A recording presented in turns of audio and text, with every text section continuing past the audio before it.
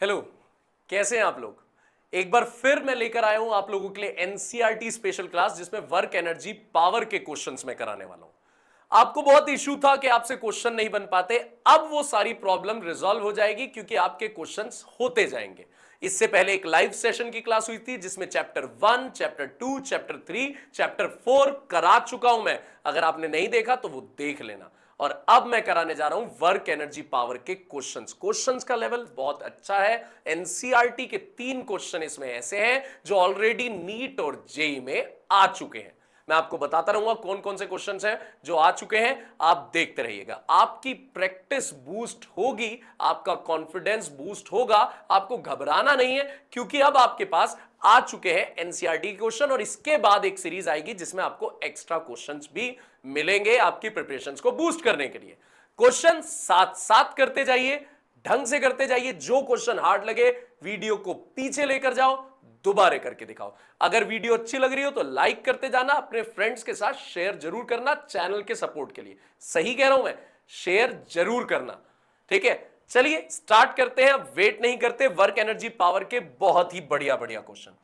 पहला question work energy power का क्या कह रहा है। आपसे कह रहा है फोर्स गिवन है और आपसे कह रहा है एंगल, डिस्प्लेसमेंट गिवन है। आपको एंगल निकालना है इन दोनों के बीच में। एंगल निकालना है फोर्स और डिस्प्लेसमेंट के बीच में। जब आपको दो वेक्टर्स के बीच एंगल निकालना होता है तो फॉर्मूला मैंने आपको सिखाया था, A dot B is equals to A magnitude B magnitude cos theta. ध्यान दीजिएगा, अगर दो वेक्टर्स के बीच आपको एंगल दे रखा हो, पूछा जाए, तो आपके पास फॉर्मूला होता है A dot B is equals to A magnitude B magnitude cos theta. देखिए जरा, ए डॉट बी यानी एफ डॉट डी करूंगा मैं, is equals to F magnitude D magnitude cos theta. चलिए डॉट प्रोडक्ट कर देते हैं। 3 को 5 से मल्टीप्लाई करते हैं 15। डॉट प्रोडक्ट तो ऐसे ही होता है, आई वाला आई से, जे वाला जे से, के वाला के से। 4 चौक 16 माइनस 5 तिया 15। फोर्स का मैग्नीट्यूड, भाई मैग्नीट्यूड होगा फोर्स का A square plus B square plus C square, यानी 3 square plus 4 square plus 5 square. Displacement का magnitude A square plus B square plus C square, 5 square plus 4 square plus 3 square cos theta.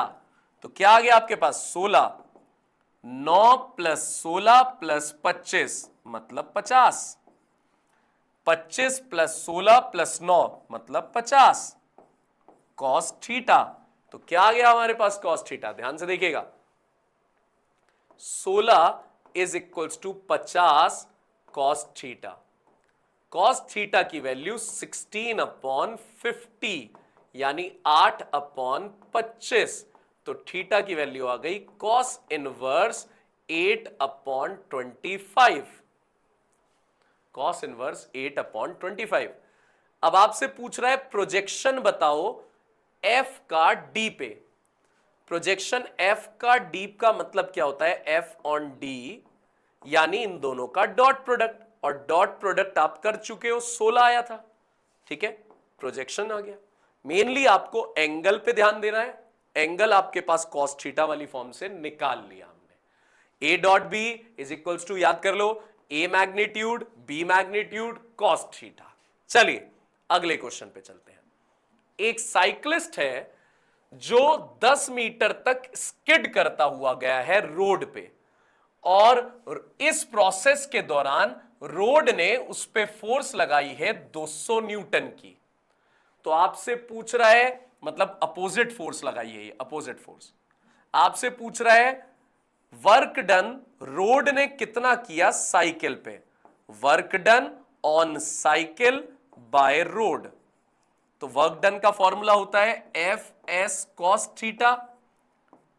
Force कितनी लगी है आपने देख लिया, force लगी है 200, और डिस्प्लेसमेंट कितना करा है साइकिल ने, 10 मीटर, और अपोजिट डायरेक्शन में फोर्स लगी है। मतलब भैया जी साइकिल जो जा रही है, अच्छी है ना साइकिल, अच्छी लगी ना, साइकिल आगे जा रही है और फोर्स पीछे, डिस्प्लेसमेंट आगे, फोर्स पीछे, इसलिए cos 180, cos 180 होता है -1, तो वर्क डन आ गया -2000 जूल। सेकेंड पार्ट सुनो, how much work does cycle do on road. अब वर्क पूछ रहा है रोड पे, किसके द्वारा? साइकिल के द्वारा। भैया रोड पे वर्क साइकिल के द्वारा, एफ एस कॉस थीटा। लेकिन यार रोड तो चलेगी ही नहीं, रोड का तो डिस्प्लेसमेंट 0 रहेगा, तो रोड पे तो वर्क हो ही नहीं सकता। जिस चीज का डिस्प्लेसमेंट 0 है तो वर्क क्या रहेगा उस पे? 0।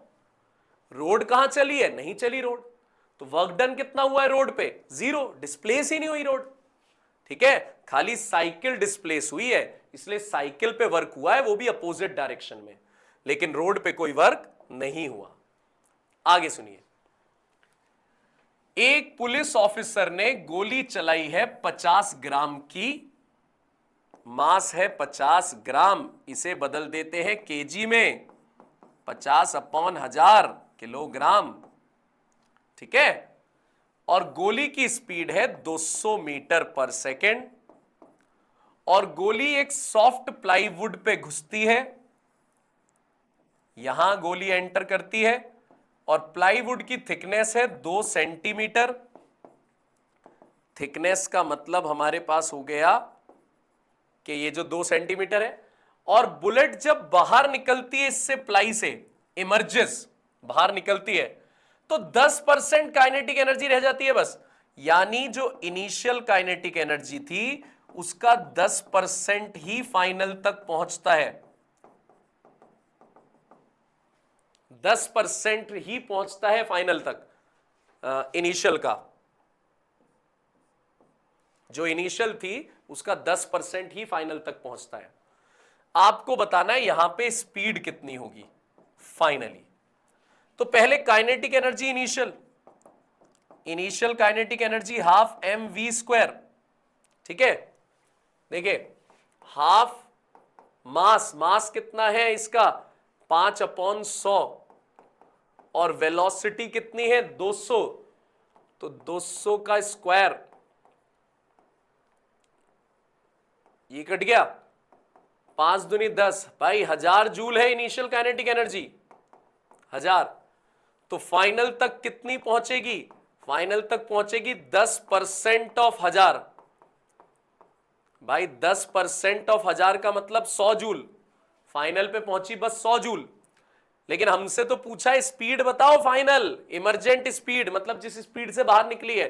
तो भाई जब काइनेटिक एनर्जी फाइनल पता लग गई तो इसे लिख सकते हैं हाफ mv फाइनल का स्क्वायर इज इक्वल टू 100। मास कितना है? मास हमारे पास है 5/100, v फाइनल का स्क्वायर इज इक्वल टू 100। ठीक है, तो हमारे पास v फाइनल आ गया 100 इंटू 100 इंटू 2/5 रूट। भाई रूट भी तो लाऊंगा, 100 इंटू 100 इंटू 2, तो 100 तो बाहर आ गया, √2/5 मीटर पर सेकेंड। तो मैंने बहुत आराम से इसकी इनिशियल काइनेटिक एनर्जी निकाली। कैसे? हाफ mv² से। इनिशियल, हाँ जी आपसे बात कर रहे हैं, इनिशियल हाफ mv², और उसका आपने हाफ mv² के बाद क्या किया? फाइनल कैसे निकाल दी? 10% कर दिया भैया जी, 10%। और काइनेटिक एनर्जी फाइनल वाली कितनी आ गई? हाफ mv², ये आ गई आपके पास। चलिए अगले क्वेश्चन पे। ये क्वेश्चन आपका होमवर्क रहेगा, क्योंकि सेम एज इट इज एक क्वेश्चन और मैं कराऊंगा, फिर आप इस पे नोटिस करके इसे होमवर्क में करेंगे।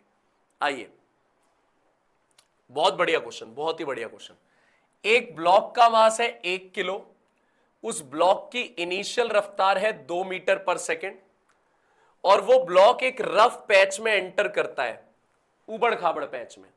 ये ब्लॉक है, ये एक रफ पैच में एंटर करता है। रफ पैच कहां से कहां तक है? 0.1 से 2.01 तक, बस इतनी दूरी तक ही रफ पैच है। और इतनी दूरी में फ्रिक्शन फोर्स काम करती है, और जो फ्रिक्शन फोर्स की वैल्यू दे रखी है -k/x। और आप देख लो इसने लिखा है कितनी दूरी तक काम करती है, बस इतनी दूरी तक। ठीक है, आपसे k की वैल्यू इसने बोली है 0.5, K की वैल्यू बोलिए 0.5। आपसे पूछ रहा है फाइनल काइनेटिक एनर्जी कितनी होगी और आपसे पूछ रहा है फाइनल वेलोसिटी कितनी होगी। सिंपल, फाइनल काइनेटिक एनर्जी और फाइनल वेलोसिटी। तो देखिए फॉर्मूला आपके पास काम करेगा, work is equals to work energy theorem, final minus initial.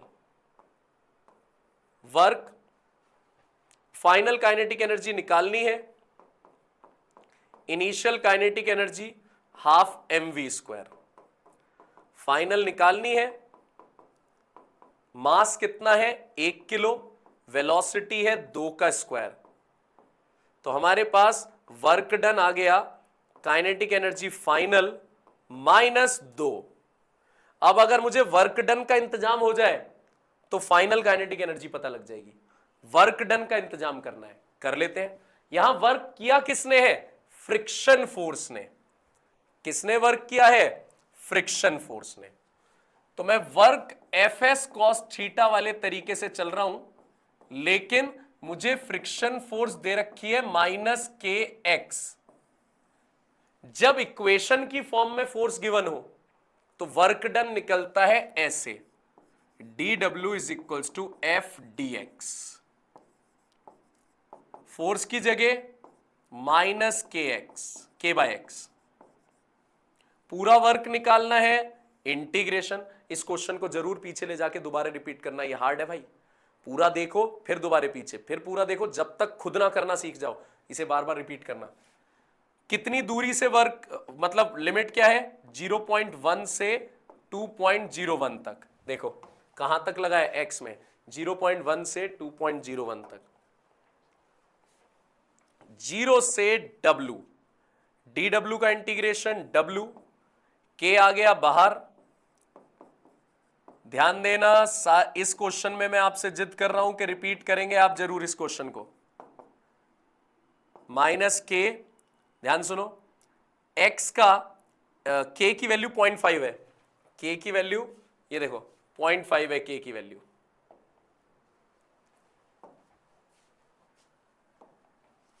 k की जगह 0.5 रख दिया मैंने।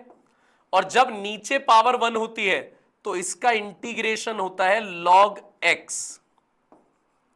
अगर नीचे पावर 1 होती है, सिर्फ तब कह रहा हूं जब नीचे पावर 1 होती है तो उसका इंटीग्रेशन होता है log x। 0.1 से 2.01 तक याद कर लेना इसे। Work is equals to -0.5 log upper limit minus log lower limit. भाई log a minus log b, log a minus log b का फॉर्मूला होता है log a अपॉन b।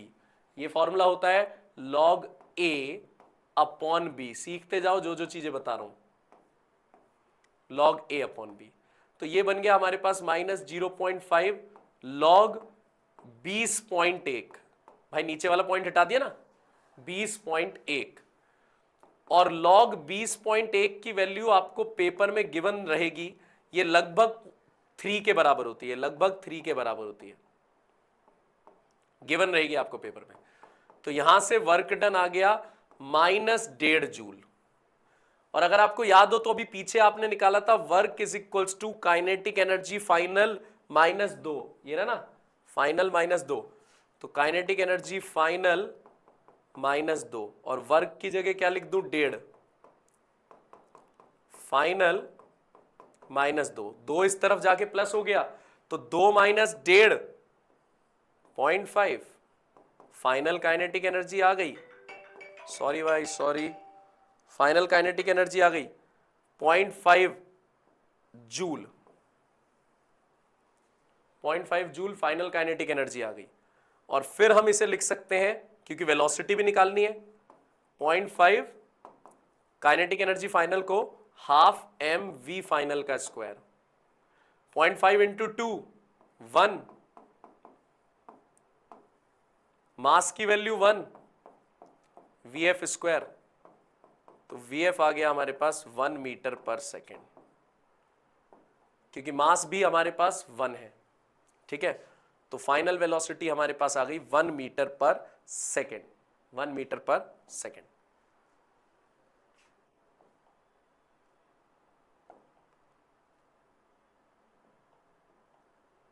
चलिए अगला क्वेश्चन देखते हैं।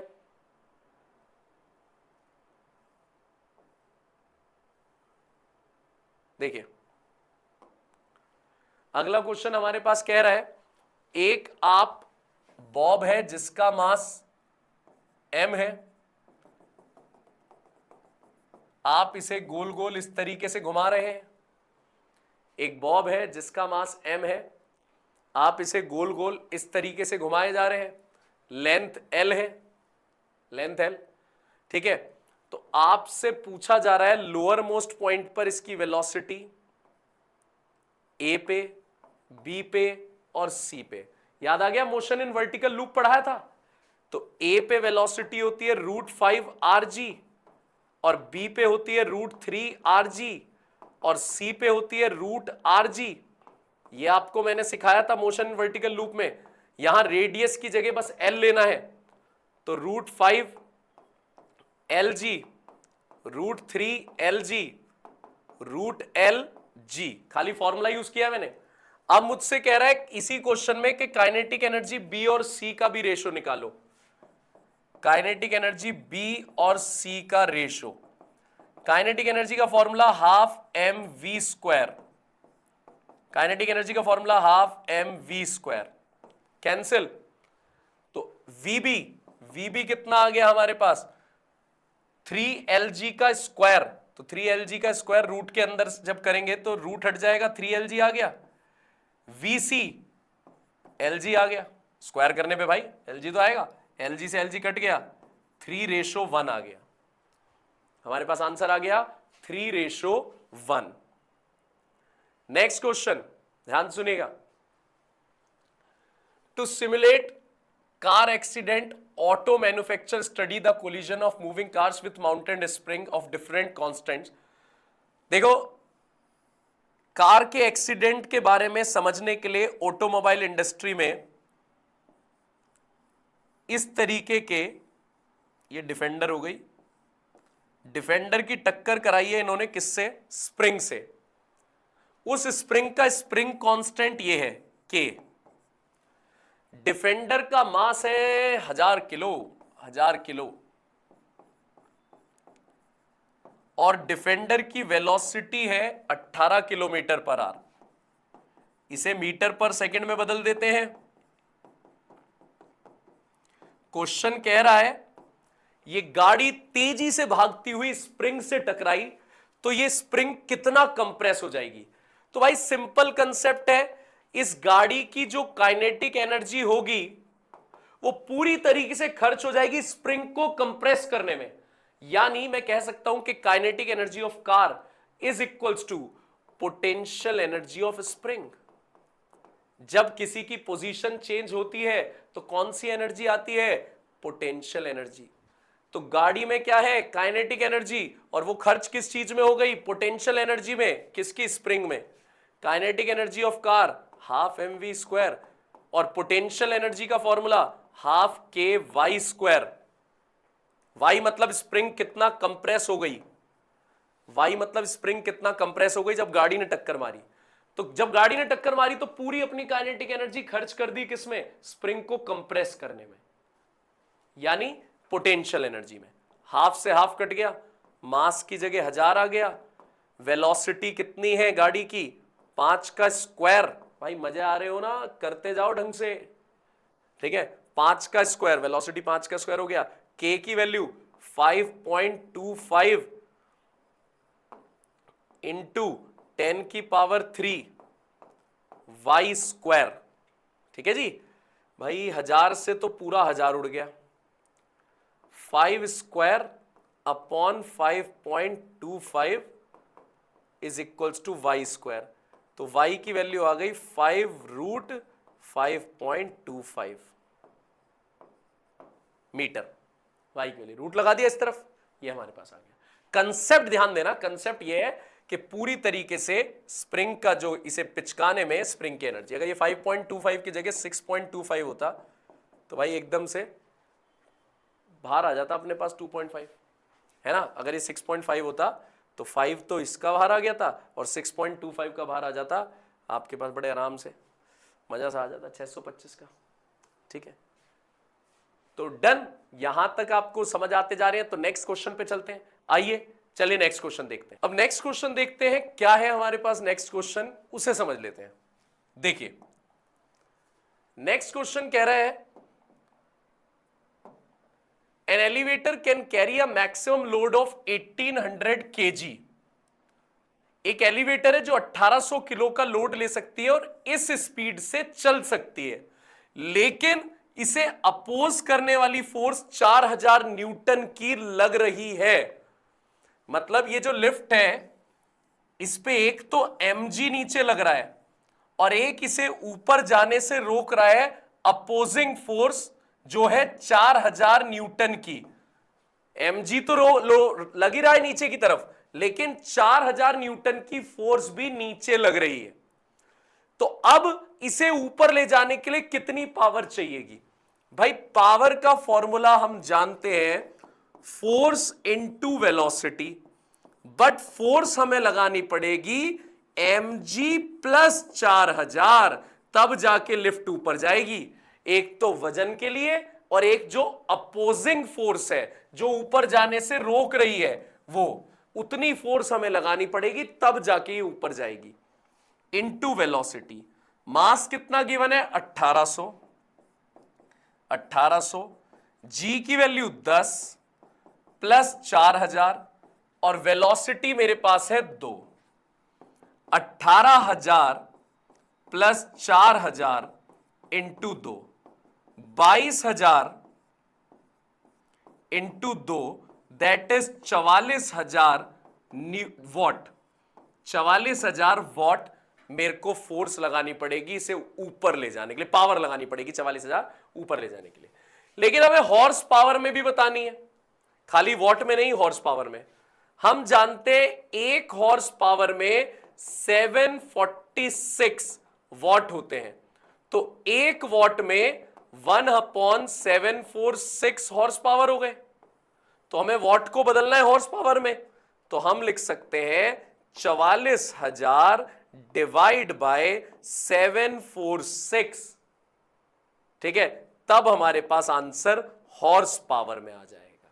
हॉर्स पावर में आराम से समझ लेना, power force into velocity. Velocity given थी लेकिन फोर्स लगी 2, एक तो mg जो नीचे खींच रही है इसे, वजन, खाली वजन नहीं लेके जाना ऊपर, बल्कि जो अपोज करने वाली फोर्स है उसे भी कॉम्पनसेट करके ऊपर लेकर जाना है। यह हमारे पास कंसेप्ट है, ध्यान दीजिएगा। चलिए आगे देखते हैं। अगला क्वेश्चन कह रहा है इलेक्ट्रॉन और प्रोटॉन, इनकी एनर्जी दे रखी है 10 किलो इलेक्ट्रॉन वोल्ट और प्रोटॉन की 100 kilo electron volt kinetic energy दे रखी है। काइनेटिक एनर्जी इलेक्ट्रॉन की 10 किलो इलेक्ट्रॉन वोल्ट, किलो को बदल दो सिंपल 1000 से मल्टीप्लाई करके, किलो इलेक्ट्रॉन वोल्ट को इलेक्ट्रॉन वोल्ट में, यानी 10 की पावर 4 इलेक्ट्रॉन वोल्ट, और इलेक्ट्रॉन वोल्ट को जूल में बदलना है तो ये रहा 1.6 इंटू 10 की पावर -19 जूल में आ जाएगी एनर्जी। तो आ गया 1.6 इंटू 10 की पावर -15 जूल। ये काइनेटिक एनर्जी आ गई इलेक्ट्रॉन की। काइनेटिक एनर्जी प्रोटॉन की दे रखी है 100 किलो इलेक्ट्रॉन वोल्ट, ये रही भैया। इसे भी जूल में बदल दो, बिल्कुल बदल देंगे, किलो को बदलो पहले 1000 यानी 10 की पावर 5 इलेक्ट्रॉन वोल्ट, अब इसे जूल में बदल दो 1.6 इंटू 10 की पावर -19 जूल, तो 1.6 इंटू 10 की पावर -14 जूल। लो भैया, काइनेटिक एनर्जी अगर आपको पता लग गई दोनों की, काइनेटिक एनर्जी पता लग गई तो क्या वेलोसिटी नहीं निकाल सकते हम दोनों की? निकल गई भाई। कैसे? Kinetic energy electron is equals to half mv²। Kinetic energy की जगह 1.6 इंटू 10 की पावर -15। मास ऑफ इलेक्ट्रॉन, भैया जी इलेक्ट्रॉन का मास ये गिवन है भैया जी 9.11 10 की पावर -31, ठीक है, इंटू v²। तो सॉल्व करके हमारे पास क्या आ जाएगा बच्चों? v आ जाएगा इलेक्ट्रॉन की वेलोसिटी। ऐसे ही हाफ mv² का फॉर्मूला लिखो, मास प्रोटॉन का रखो, तो आपके पास किसकी वेलोसिटी आ जाएगी? प्रोटॉन की। दोनों की वेलोसिटी आपके पास पता लग जाएगी, रेशो निकालना है, डिवाइड कर देना, रेशो आ जाएगा। ओके भैया जी, तो ऐसे वेलोसिटी इलेक्ट्रॉन और प्रोटॉन की आपके पास निकल के आ जाएगी। चलते हैं नेक्स्ट क्वेश्चन में।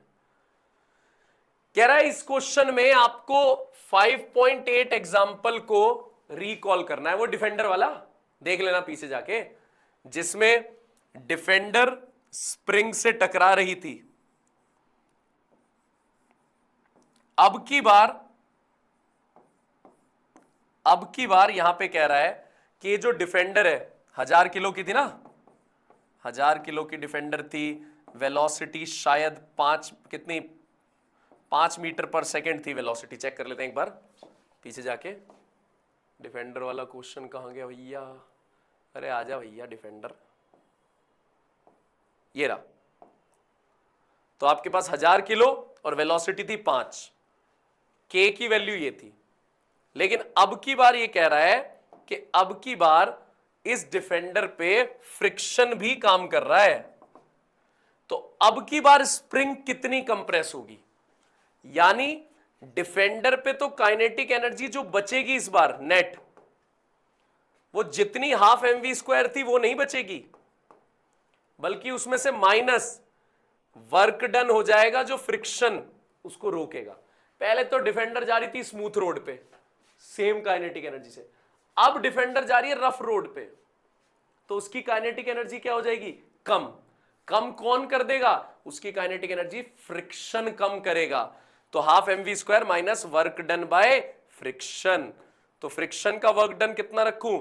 वर्क डन का फॉर्मूला हो गया फ्रिक्शन इंटू डिस्प्लेसमेंट। भैया आप कॉस थीटा क्यों नहीं लिख रहे? अबे फ्रिक्शन अपोजिट में लगता है तभी तो माइनस लिखा है, तो अब कॉस क्यों लिखूं?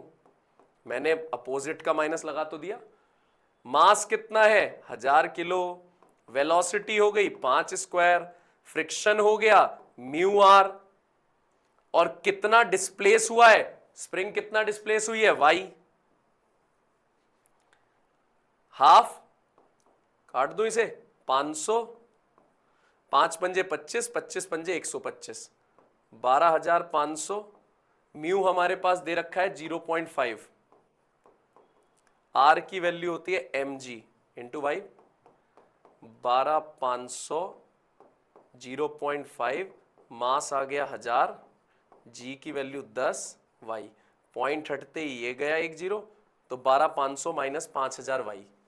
नेट काइनेटिक एनर्जी अब जो डिफेंडर पे है वो है 12500 माइनस 5000 वाई। ओफो, इतनी काइनेटिक एनर्जी है डिफेंडर पे। कम कर दी ना किसने? पिछली बार कम नहीं थी, पिछली बार पूरी 12500 थी, अब की बार किसने कम कर दी? उसकी फ्रिक्शन ने कम कर दी, और फ्रिक्शन ने 5000 वाई कम कर दी।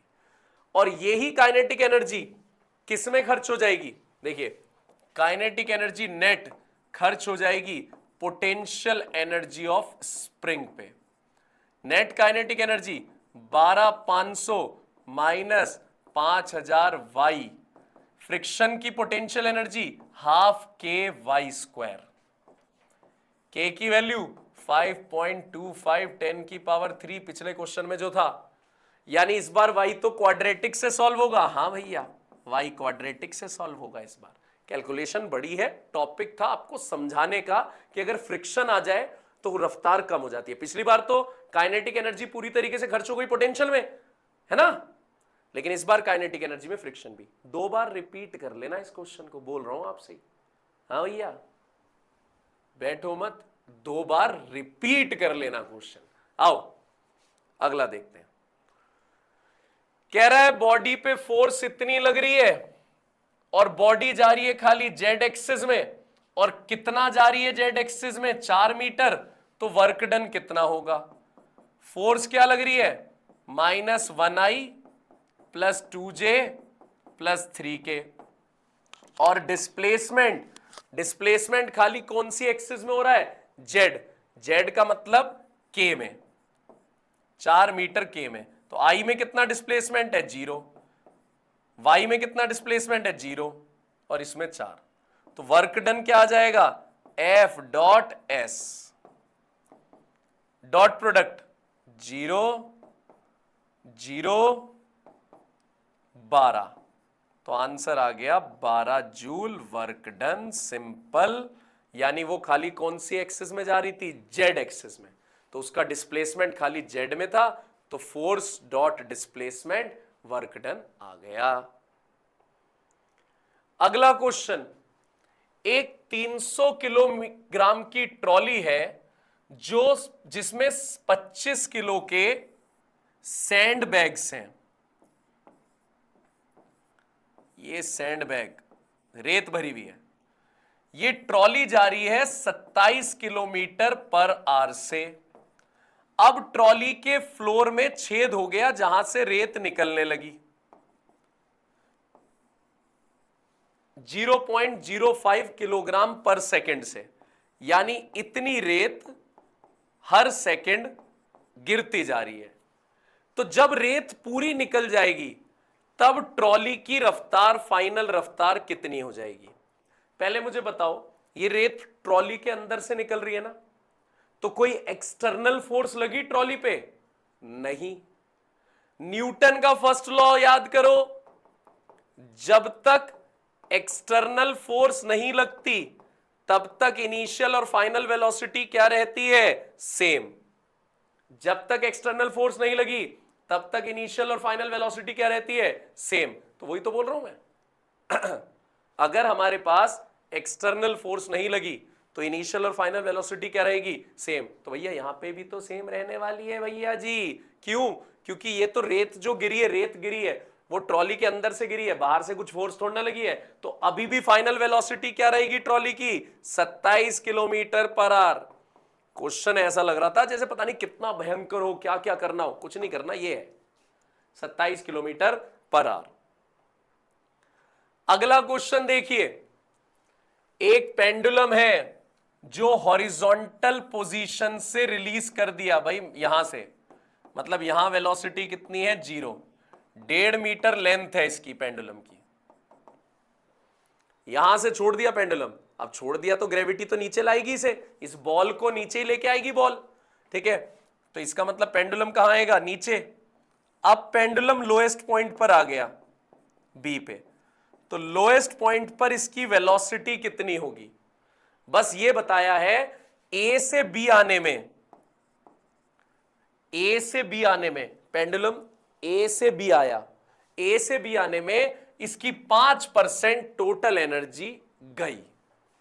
इसका मतलब बी पे जो टोटल एनर्जी है वो खाली 95% बची है ए वाली की। ए पे जितनी थी उसकी 95% ही बी पे पहुंची है, 5% तो डिसिपेट हो गई, लॉस्ट हो गई। डिसिपेट मतलब लॉस्ट। टोटल एनर्जी बी पे 95% ऑफ ए, और टोटल एनर्जी का फॉर्मूला भैया जी kinetic plus potential, kinetic plus potential, 95% of kinetic plus potential. भैया काइनेटिक एनर्जी बी पे half m v B square, भैया पोटेंशियल एनर्जी एम जी एच। मैंने मान लिया ये बी ही जमीन है, ग्राउंड, तो ग्राउंड पे हाइट कितनी है? 0। ग्राउंड पे हाइट कितनी है? 0 m ji h, 95/100। Kinetic energy A पे half m v A square, potential energy A पे एम जी एच, एम जी एच। तो भैया हाइट कितनी बची? 1.5 मीटर। हाइट कितनी है? एम जी एच 1.5। भैया मास तो कट ही जाएगा, कॉमन लेके, कॉमन लेके मास कट गया, हाफ वी बी स्क्वायर, भाई ये तो 0 ही हो गया, 95/100, भाई ये तो 0 हो गया, 0। क्या बच गया? जी की वैल्यू 10 होती है, तो 10 इंटू 1.5, 15 बच गया भाई, 15, ठीक है। Half V B square, half V B square is equals to 95 into 15 upon 100। 2 को ऊपर ले जाओ, 95 इंटू 30/100, स्क्वायर से रूट हटा देना, मतलब रूट लगा देना, वेलोसिटी आ गई। तो ये था वेलोसिटी निकालने का तरीका आपके पास। वेलोसिटी ऐसे निकल गई हमारे पास। देखिए एक और क्वेश्चन है इसका, जरा पहले ये कर लेते हैं। एक पंप है, अरे मोटर नहीं होती घरों में, मोटर से आप पानी भर रहे हो टंकी में, और जो टैंक है उसका वॉल्यूम है 30 मीटर क्यूब। अच्छा, इतनी बड़ी टंकी है और 15 मिनट में टंकी भर जाती है। पानी की टंकी भर गई है, कृपया मोटर बंद करिए। 15 मिनट में टंकी भर गई। 15 इंटू 60 सेकेंड में निकालूंगा ना भाई, 15 चिक्के 90, 900 सेकेंड। इतने 15 मिनट में पानी की टंकी भर जाती है, मतलब प्रेशर तेज है भाई। टंकी कितनी ऊपर है? 40 मीटर। और पंप की एफिशिएंसी है 30%। पंप कितना काम करता है? 30%। मतलब मैं ये कहना चाह रहा हूं पंप को जितनी पावर मिलती है उसका खाली वो 30% ही यूज कर पाता है, टोटल पावर का 30%।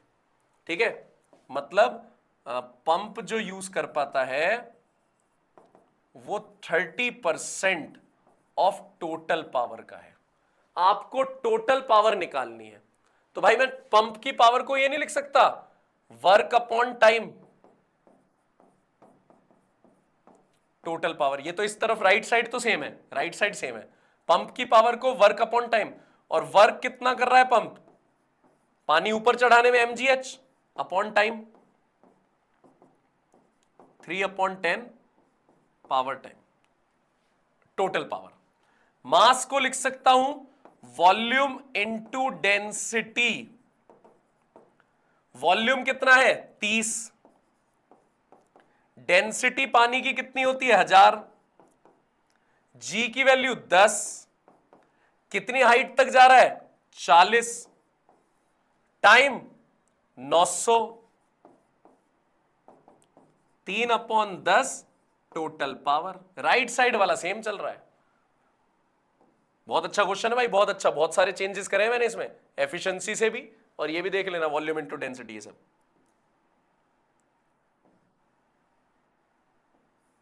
10 3, तो टोटल पावर आ गई 4। 1 2 3 4 5, टोटल पावर आ गई 4 इंटू 10 की पावर 5 अपॉन 3 3 9, टोटल पावर आ गई। उसने बोला था एफिशिएंसी पंप की 30% है, यानी जो टोटल पावर है ना उसका 30% ही पंप तक पहुंचता है। यूजफुल पावर जो है वो खाली 30% ही है टोटल की, टोटल पावर की खाली 30% ही यूज करता है पंप। और पंप को लिख दिया मैंने वर्क अपॉन टाइम। आ गया। देखिए ये बॉल रुकी हुई है, इसकी वेलोसिटी 0 है, ये बॉल ऊपर से आ रही है, तो दोनों का मास सेम है। तो जब ये बॉल इसे टक्कर मारेगी तो ये वाली बॉल कितना और ऊपर जाएगी, ये क्वेश्चन है। हाउ हाई, कितना हाई बॉल ऊपर जाएगी। जब ये बॉल ऊपर से नीचे आ रही है, इसे टक्कर मारेगी तो कितना ऊपर। मैंने आपको कोलिजन पढ़ाया था, जिसमें पढ़ाया था इलास्टिक कोलिजन में क्या होता है, अगर दो बॉडीज का मास सेम होता है तो उनकी वेलोसिटी इंटरचेंज हो जाती है आफ्टर टक्कर।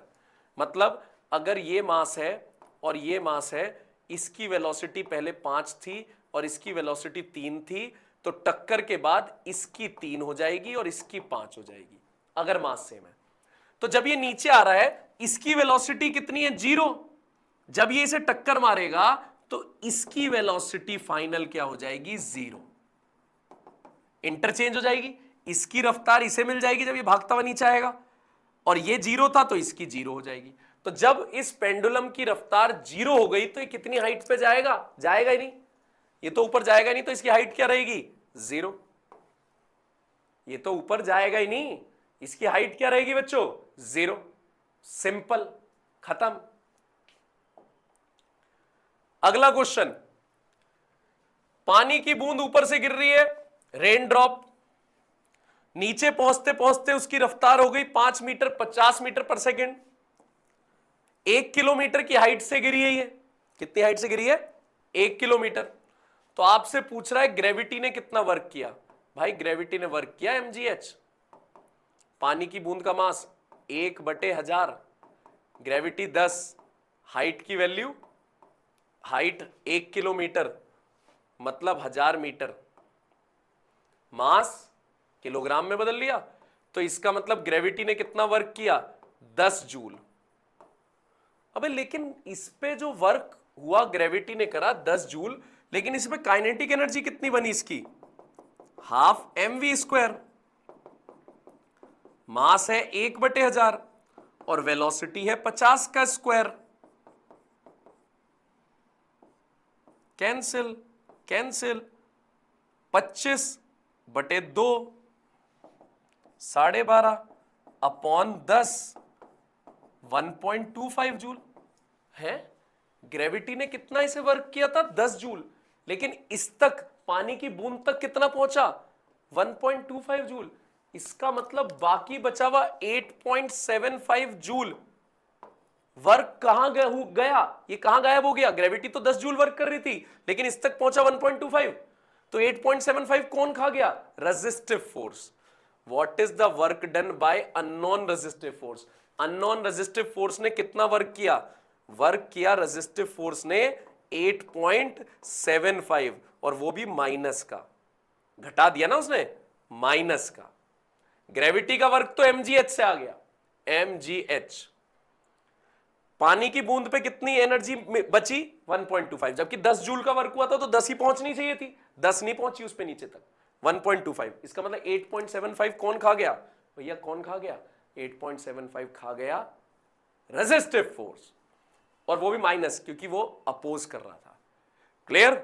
सारे क्वेश्चंस जो जो हार्ड लगे रिपीट करो अगर कंसेप्ट स्ट्रॉन्ग करना है। मैं तुम्हारे साथ खड़ा हूं, बहुत सारे क्वेश्चंस लेकर आ रहा हूं, आगे रोटेशंस के बम क्वेश्चन लेकर आ रहा हूं। एनसीईआरटी खत्म करता हूं, उसके बाद एक्स्ट्रा कराता हूं। जिन्हें जिन्हें ये डाउट था कि भैया क्वेश्चन नहीं होते हमसे, भैया दूर करेंगे उनकी परेशानी, खूब क्वेश्चंस कराएंगे, खूब, जैसा वादा किया था कि पहले आपको तैयार करा देते थ्योरी में, अब क्वेश्चंस में। सारी चीजें करते जाओ, बहुत ढंग से प्रैक्टिस करो, तैयारी करो, प्रिपरेशन करो। तब तक अपना ध्यान रखो और लाइक वाइक करके जाओ, ठीक है ना, लाइक कर दो, शेयर वेयर कर ले करो। बाय।